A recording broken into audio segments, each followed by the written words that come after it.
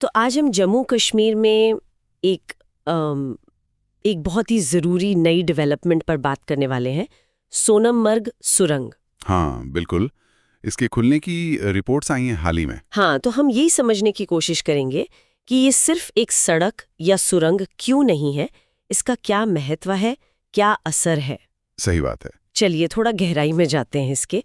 तो ये जो सुरंग है, ये है लगभग 6.5 किलोमीटर लंबी। हाँ, 6.5 किलोमीटर। और सबसे चौंकाने वाली बात शायद ये है कि जो सफर पहले घंटों ले लेता था, कई घंटे, बिल्कुल। वो अब सिमट कर सिर्फ क्या 15 मिनट का रह गया है। हाँ, सिर्फ 15 मिनट।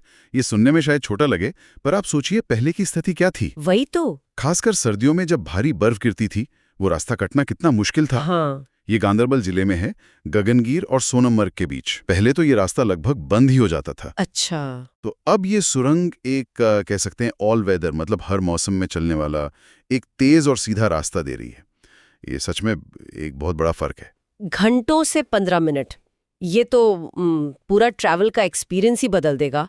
और हाँ, इस सुरंग के नाम के पीछे भी एक कहानी है ना। हाँ हाँ बिल्कुल। इसे पहले जेड मोड़ सुरंग कहते थे। जेड मोड़। हाँ, जेड मोड़। हाँ, वो इसलिए क्योंकि जो पुरानी सड़क थी सोनमर्ग जाने वाली, हाँ। उस पर एक जगह बहुत ही तीखा जेड अक्षर जैसा मोड़ था। अच्छा।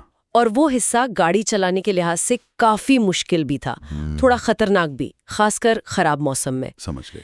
तो ये सुरंग असल में उसी मुश्किल जेड वाले हिस्से को क्या कहते हैं बाईपास करने के लिए बनाई गई थी। तो नाम वहीं से आया था, जेड मोड़। अच्छा। अब इसका नाम बदलकर सोनमर्ग सुरंग कर दिया गया है, जो ज्यादा सीधा और सरल है। हाँ, ये ज्यादा लॉजिकल लगता है। तो ये मतलब था जेड मोड़ का। और ये प्रोजेक्ट ये तो काफी समय से चल रहा था मेरे ख्याल से। हाँ, काफी वक्त लगा इसमें।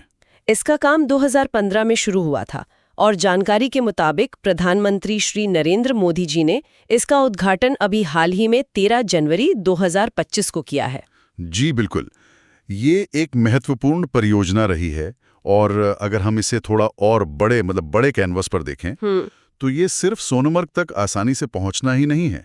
ये सुरंग असल में जो हमारा श्रीनगर कारगिल लेह नेशनल हाईवे है, हाँ, NH1, हाँ, उसी का हिस्सा है। और ये हाईवे आप जानती हैं रणनीतिक तौर पर कितना महत्वपूर्ण है। इसका मतलब ये हुआ कि इसका असर सिर्फ टूरिज्म या लोकल लोगों के आने जाने तक ही सीमित नहीं है। बिल्कुल नहीं। असल में शायद इसका रणनीतिक महत्व ज्यादा बड़ा है। अच्छा, कैसे? देखिए, पास में ही एक और बहुत बड़ी सुरंग बन रही है, जोजिला सुरंग। हाँ, सुना है इसके बारे में। उसका काम भी चल रहा है और उम्मीद है कि वो 2026 तक पूरी हो जाएगी। ओके। तो जब ये दोनों सुरंगें सोनमर्ग और जोजिला पूरी तरह ऑपरेशनल हो जाएंगी, तो कारगिल और लद्दाख के जो दूसरे अहम इलाके हैं, हाँ, उन तक पहुंचना साल के 12 महीने, मतलब हर मौसम में मुमकिन हो पाएगा। अच्छा, ये है ऑल वेदर कनेक्टिविटी वाली बात। एग्जैक्टली। अभी क्या होता है कि भारी बर्फबारी की वजह से ये इलाके देश के बाकी हिस्सों से कई महीनों तक कट जाते हैं। हाँ, वो तो है। सेना की सप्लाई हो या वहाँ रहने वाले लोगों के लिए जरूरी चीजें हो, सब रुक जाता होगा। बिल्कुल। तो ये कनेक्टिविटी अब साल भर बिना रुकावट के रह सकेगी। ये वाकई एक बहुत बड़ा बदलाव है। हाँ, ये तो गेम चेंजर लगता है, खासकर उन स्ट्रेटेजिक लोकेशंस के लिए। हाँ, यही इसका सबसे अहम पहलू है मेरे हिसाब से। बर्फ के कारण जो कनेक्टिविटी लगभग टूट सी जाती थी, वो अब बनी रहेगी।